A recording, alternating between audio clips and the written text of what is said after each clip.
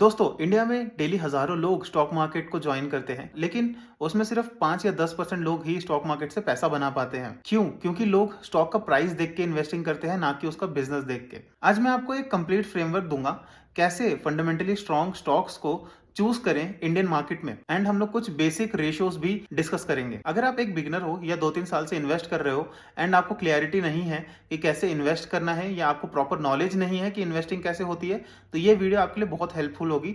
तो इस वीडियो को लास्ट तक जरूर देखिएगा। तो स्टेप 1, हम लोग को सबसे पहले बिजनेस समझना है। सबसे पहले कंपनी क्या बेचती है, कस्टमर्स कौन है, रेवेन्यू मॉडल क्या है, फ्यूचर डिमांड स्ट्रॉन्ग है या टेम्पररी है। इसका एक एग्जांपल ले लेते हैं, जैसे रिलायंस इंडस्ट्रीज।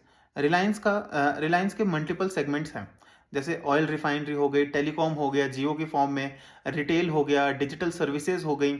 इसको कहते हैं हम लोग डाइवर्सिफिकेशन। तो अगर हम लोग का डाइवर्सिफाइड रेवेन्यू है तो जनरली हमारा रिस्क जो होता है वो कम हो जाता है। अब इकोनॉमिक मोट क्या होता है? मोट मतलब कॉम्पिटिटिव एडवांटेज होती है, जिसमें आ जाता है strong brand, high switching cost, network effect, cost advantage. जैसे इसका एग्जांपल है, जियो ने टेलीकॉम सेक्टर में एग्रेसिव प्राइसिंग से कस्टमर बेस बिल्ड किया। अब जो इकोसिस्टम है वो स्ट्रॉन्ग हो चुका है। तो एक चीज नोट कर लीजिए, स्ट्रॉन्ग मोट वाली कंपनीज लॉन्ग टर्म में सर्वाइव करती हैं। अब सेकंड स्टेप, ग्रोथ को एनालाइज करना। इसमें सबसे पहले हम लोग रेवेन्यू ग्रोथ देखते हैं। जैसे मान लीजिए अगर हम लोगों ने इस साल का रेवेन्यू ग्रोथ देखना है, तो revenue of this year minus revenue of last year upon revenue of last year. तो इसकी जो आइडियल एक सेगमेंट होता है वो लार्ज कैप में होता है 18 से 15% की ग्रोथ, मिड कैप में होता है 15 से 25% की ग्रोथ, एंड जो स्मॉल कैप कंपनीज होती हैं उसमें 20% का रेवेन्यू ग्रोथ दिखता है हम लोग को। अब ये जो ग्रोथ है वो कंसिस्टेंट होना बहुत इंपॉर्टेंट है।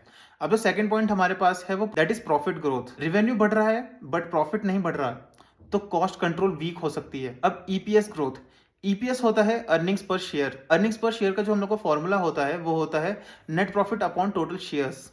अगर ईपीएस कंसिस्टेंटली ग्रो कर रहा है तो इसका मतलब ये है कि शेयर होल्डर्स जो हैं वो वेल्थ क्रिएट कर रहे हैं, एंड जो लॉन्ग टर्म में स्टॉक प्राइस होता है वो हमेशा ईपीएस को फॉलो करता है। अब स्टेप 3, उसमें हम प्रॉफिटेबिलिटी रेशो देखेंगे। प्रॉफिटेबिलिटी रेशो देखने के लिए हम लोग को 4 चीज देखनी पड़ेंगी। सबसे पहले है नेट प्रॉफिट मार्जिन, सेकंड है हम लोग का ऑपरेटिंग मार्जिन, थर्ड है हम लोग का रिटर्न ऑन इक्विटी, फोर्थ है हम लोग का ROEC, return on capital employed. अब जो हम लोग का फर्स्ट है नेट प्रॉफिट मार्जिन, इसका फॉर्मूला होता है net profit upon revenue into 100। ये हमको बताता है कि कंपनी हर 100 रुपए पे कितना कमा रही है। इसका एक एग्जांपल ले लेते हैं। अगर मान लीजिए कंपनी का मार्जिन जो है वो 20% का है, तो अगर मान लीजिए टोटल सेल्स अगर 100 रुपए की हो रही है तो उसमें से जो प्रॉफिट होगा वो 20 रुपए का होगा। अब अगर ये मार्जिन हाई होंगे तो बेटर एफिशिएंसी होगी कंपनी की। अब second point, operating margin. Operating margin होता है हम लोग का ऑपरेटिंग प्रॉफिट अपॉन रेवेन्यू। ये हम लोग को बताता है कोर बिजनेस कितना स्ट्रांग है बिफोर टैक्स एंड इंटरेस्ट। अब थर्ड पॉइंट हम लोग के पास है वो है आरओई, रिटर्न ऑन इक्विटी। इसका फॉर्मूला होता है net profit upon share holder equity. अगर हम लोग इसको आइडली देखें, अगर ये 15% से ऊपर है तो इसको स्ट्रांग माना जाता है। इसका मतलब ये होता है, अगर मान लीजिए किसी इन्वेस्टर ने 100 रुपए की इक्विटी खरीदी है एंड कंपनी उसके ऊपर 15% का हम लोग को रिटर्न प्रोवाइड कर रही है, तो वो एक अच्छा रिटर्न ऑन इक्विटी माना जाता है। अब अगर आरओई कंसिस्टेंटली ग्रो कर रहा है एंड हाई है, तो हम लोग ये समझ सकते हैं कि जो कंपनी है उसकी क्वालिटी अच्छी है एंड उसको हम लोग ज्यादा टाइम तक होल्ड कर सकते हैं, एंड उसमें हमारी वेल्थ क्रिएशन की पॉसिबिलिटीज ज्यादा है। अब जो फोर्थ पॉइंट है वो है हम लोग का ROEC, return on capital employed. इसका फॉर्मूला होता है EBIT upon total assets minus current liabilities. ROEC important है कैपिटल इंटेंसिव बिजनेसेस के लिए। बेसिकली अगर ये 15 से 20% से ज्यादा है तो कंपनी का आरओईसी स्ट्रांग होगा। अब अगर मान लीजिए आरओईसी ज्यादा है आरओई से, मतलब जो रिटर्न ऑन कैपिटल एम्प्लॉयड है वो ज्यादा है रिटर्न ऑन इक्विटी से, तो हम लोग को कंपनी के डेप्थ जो है वो चेक कर लेनी चाहिए कि कंपनी ने कितना लोन ले रखा है एंड कंपनी कितने कर्जे में है। अब जो फोर्थ स्टेप है वो है हम लोगों का डेप्थ एंड फाइनेंशियल स्टेबिलिटी। ये हमेशा हम लोग को चेक करनी चाहिए एंड ये बहुत इंपॉर्टेंट चीज है। अब जो डेप्ट टू इक्विटी रेशियो होता है उसका फॉर्मूला होता है टोटल डेप्ट अपॉन शेयर होल्डर इक्विटी। अगर मान लीजिए ये रेशियो 0.5 से कम है तो ये बहुत सेफ होता है। अगर ये 0.5 से 1 के बीच है तो ये मैनेजेबल होता है। अगर ये 1 है तो ये बहुत रिस्की हो जाता है, बट ये कई बार इंडस्ट्री पे भी डिपेंड करता है कि कंपनी कौन सी इंडस्ट्री में काम कर रही है। जैसे आईटी कंपनीज होती हैं उनका जनरली ये लो होता है। नेक्स्ट चीज हम लोग डिस्कस कर लेते हैं इंटरेस्ट कवरेज रेशियो। इसका फॉर्मूला होता है एबिट अपॉन इंटरेस्ट एक्सपेंस। ये हम लोग को बताता है कंपनी इंटरेस्ट कितना इजीली पे कर सकती है। आइडियली अगर ये 3+ है तो सेफ है।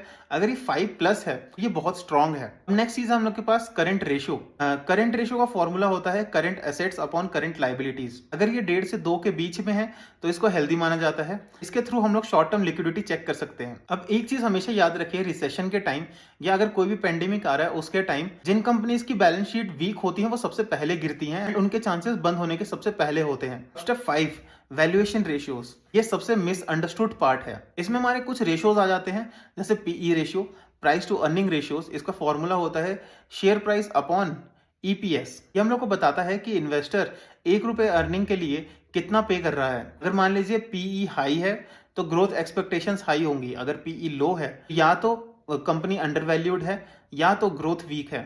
इंडस्ट्री कंपेयर जरूर करें उस मामले में। पीईजी रेशियो, इसका फॉर्मूला होता है PE upon growth rate.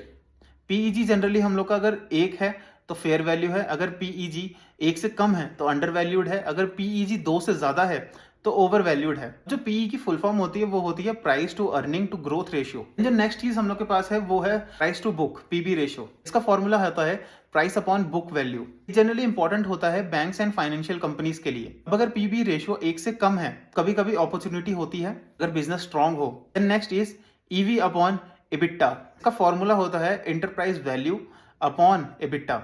EBITDA अगर आपको समझना है तो मैंने इसकी एक डिटेल्ड वीडियो बनाई हुई है, आप मेरे चैनल पे जाके उसको देख सकते हैं। डेब्ट हैवी कंपनीज के लिए ये यूजफुल मैट्रिक होता है। इसमें भी इंडस्ट्री कंपेयर करना बहुत जरूरी है। हम लोग एक एग्जांपल ले लेते हैं। मान लो आप एक स्टॉक एनालाइज करते हो तो आपको क्या क्या चीज देखनी चाहिए। रेवेन्यू 12% ग्रो कर रहा है कि नहीं, प्रॉफिट 18% से ग्रो कर रहा है कि नहीं, रिटर्न ऑन इक्विटी 20% से ग्रो कर रही है कि नहीं, डेब्ट टू इक्विटी रेशियो मिनिमम 0.3 है कि नहीं, उसके बाद पीई रेशियो हम लोग का 22 है कि नहीं, और जो ग्रोथ है 18% की है कि नहीं। जो हमारा पीईजी है, price upon earning to growth ratio, वो हम लोग का अप्रॉक्स 1.2 है कि नहीं है। अगर हम लोग ये सब पॉइंट्स देखेंगे तो हम लोग एक स्ट्रॉन्ग कैंडिडेट को फाइंड कर सकते हैं लॉन्ग टर्म इन्वेस्टमेंट के लिए। अब कुछ कॉमन मिस्टेक्स जो कि इंडियन इन्वेस्टर्स करते हैं। सबसे पहला आ गया फ्लो पीई देख के बाई कर लेना, हाई डिविडेंड यील्ड पे अट्रैक्ट होना, सोशल मीडिया टिप्स फॉलो करना, देन रिजल्ट्स के दिन पैनिक सेलिंग्स करना। जाते जाते एक बात बता दूं, स्टॉक मार्केट कोई शॉर्टकट नहीं है, ये बिजनेस एनालिसिस का है। लॉन्ग टर्म पेशेंस ही वेल्थ क्रिएट करेगी।